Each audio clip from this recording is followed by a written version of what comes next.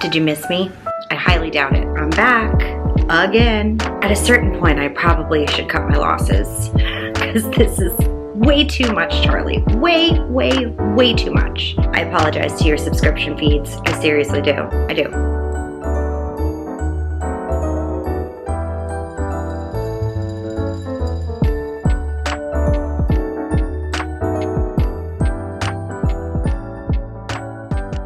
I am here today with a very exciting video for me. I have a book haul, but this time I was such a good girl. I have less than 20 books that I have acquired since my last book haul. So like a month and a half, almost 2 months. That's amazing for me. That's so good. I've been so restrained in my book buying. I deserve a pat on the back. If anyone has Santa's number, please let him know. I have been such a good girl. Such a good girl. So I'm going to tell you about the books that I have acquired since my last book haul. A few of these I've mentioned in videos here and there, but I haven't properly hauled them. So here we go. Let's get started. First, I picked up a couple of books when I was in Sleepy Hollow. I went to a little bookstore. It turned out it was a children's bookstore, the Sleepy Hollow bookstore. It was adorable. Ended up getting 2 things, even though it was a children's store, because of course I did. I found something anyway. So I picked up Scary Stories We Tell in the Dark. This is just so nostalgic for me because I read this as a kid and loved it. And the bookshop owner actually came over and started talking to me about it because apparently they've republished these books with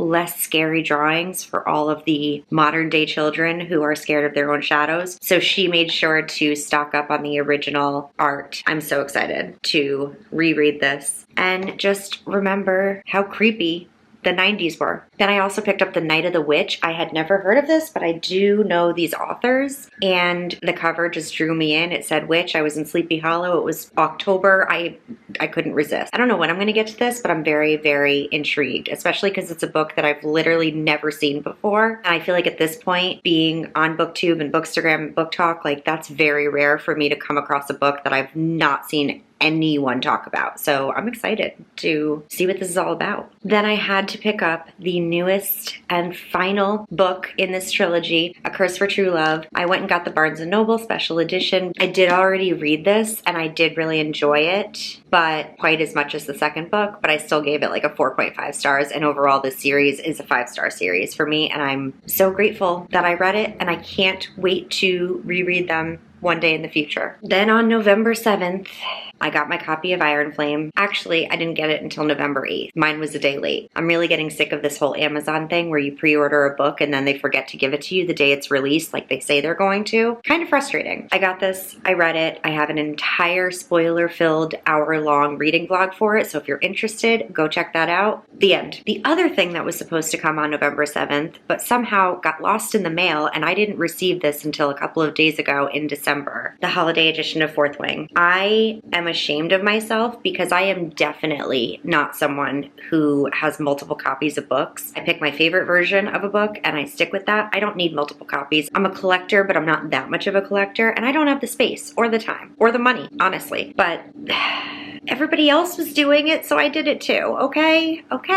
And it didn't come until literally 2 days ago, so I haven't even read the bonus chapters yet. I don't even know if it was worth it. My guess is no, but it's finally here, so I have it, I guess. Then I have my Book of the Month selections for both November and December. I figured I'd just throw them all in here since I already have both of them. So in November, I was not interested at all in any of the choices, which really does not happen to me very often. And I almost skipped the entire month, but I couldn't bring myself to do that because Check and Mate was available as an add-on, and I have all of Ali Hazelwood's books in the Book of the Month editions. So I had to take advantage and pick this up so that they would all match, and I don't regret it. But because I decided to do that, I had no choice but to pick a members' most loved book instead of picking the November selections, because I just wasn't interested in any of them. So I went through that list and I did see one that I had meant to pick up anyway, so it worked out for the best, and that was Happiness Falls by Angie Kim. This is the same author as Miracle Creek, and I really did enjoy that, and it's not one that I would have ran out to the store to pick up, but I always intended to buy it, so I figured why not get it for a less expensive price with Book of the Month. Then in December, I ended up choosing 2 of the December picks as well as 3 add-ons. I kind of went cuckoo bananas. I don't know if it's because it's the final month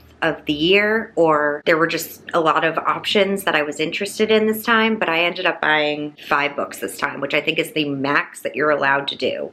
So, oops. But for the December selections, I chose No One Can Know, which is by Kate Alice Marshall, who wrote What Lies in the Woods, which I read this year, and I enjoyed it. I think I gave it like a 4-star, 3-star, 4-star, something like that. I remember having a good time with it, so I'm curious to read another book by her to see if she is going to be one that I'm going to add to the auto-buy list, and we'll see. We'll see how this goes. I honestly don't think I even read the synopsis. The cover alone kind of got me. 3 sisters, 2 murders, and too many secrets to count. Cool, cool. That's great. That's all I want to know. Sorry, I'm totally getting distracted by a helicopter flying very, very closely to my building. Like, very closely. Can I help you? Anyway, and then the other December book, which is my most exciting book that I got, is The Kingdom of the Sweets. This is a Nutcracker retelling, a fantasy by the same author that wrote The Queen of the Tearling, and I'm just so, so intrigued by this book. I hope to pick it up, maybe even today. Like, very, very, very soon. Definitely this month, hopefully. Definitely, hopefully, definitely. As add-ons, I got The Mystery Guest by Nita Prose. This is the sequel to The Maid, which I really, really enjoyed. I just actually lent it to my mom, so I'm hoping she likes it too. I'm excited. I'm excited to get more from Molly and from this story because I thought this was such a unique and fun book, honestly. I also got The Gentleman's Gambit as an add-on. This is the 4th book in this series, and I am not a big historical romance girl, although I'm open. I ended up picking up Bringing Down the Duke from Book of the Month way, way back in the day when that came out, and it was really, really fun. So I shortly thereafter bought all of the books in the series and read all of them, and so I figured why not have one more? They all match, they're all cute, and I'm looking forward to it. This will be like an easy, fun palette cleanser in between some of my other darker choices. And finally, from Book of the Month, I never, ever had any intention to read this, but I'm telling you right now, the minute there is a movie or TV show adaptation, I feel like I have no choice. And that's exactly what happened with this book. I don't even know what this book is about, why people love it. It just never ever intrigued me, but now I need to know. I need to know. I need to read it because I want to know what it's all about. So I got lessons in chemistry. I'm not sorry. I'm not sorry. I may be sorry when I read it because it's not my typical book, but maybe it'll blow my mind. I'm really, really hopeful about this one. I am. I'm not gonna lie. There's no way everyone's wrong. You know what I mean? So I picked it up. As always, Book of the Month comes with a cute little bookmark. This one's adorable. This month it came with some stickers, which is also cute. And then I ended up finishing the reading challenge. Book of the Month does every year, like a little reading challenge where it's like, read this many debuts, read this many books over 400 pages. And then I think it's like a certain amount of books you have to read of Book of the Month in order to accomplish this goal. And I did it just in the nick of time, just barely. So I got a little thing that says, congrats on completing the reading challenge. And I got a choice of these 3 little stuffed animal things that I now have in my possession. So somebody let me know what to do with this, but it's a pig and it's cute. Believe it or not, I haven't hauled my last 2 months of FAIRYLOOT. So in October, we got My Dear Nemesis was the theme of October. A letter from the author with this art print on here. And the book was The Hurricane Wars by Thea Guanzon. It's a gorgeous edition, and it's funny because I actually looked at picking this up at Barnes & Noble one day. I almost picked it up. I had no idea it was coming in FAIRYLOOT, and I'm so grateful I didn't pick it up, but this edition's so much better. Look at those sprayed edges. Like, that's just incredible. Incredible. And look at her nakedness. Look at that. I mean, I kind of feel like she has to go naked on my shelves. I kind of feel. Even though this is beautiful too, but oof, she's just a stunner. Oh look, there's also beautiful end papers as well. I actually put this on my December TBR. I have not yet gotten to it. I don't know if I will, but I'm really hoping. I'm really, really curious about this one. Like really, really curious. Then in November, I got my FAIRYLOOT and I went, oh shit, oopsie daisy. I don't always pay attention to what the books are gonna be. I know that they don't actually tell you, but you usually can guess when they announce the themes. And if you can't guess, there's usually somebody on Instagram somewhere who's already guessed for you and will let you know. But I haven't been paying attention, so I had no idea what November's book was gonna be. And I went ahead and went out and got the Barnes & Noble edition of it because I didn't realize it was going to be coming in my FAIRYLOOT box. And now I have 2 editions, which again is not something I typically do. So I do have some regrets. That book is Swordcatcher by Cassandra Clare. I bought the Barnes & Noble edition because it was shiny and gold and pretty and I wanted it. And now I have 2 editions. I'm not gonna lie to you, I don't love this cover. I definitely enjoy the original cover better, especially the Barnes & Noble gold one, but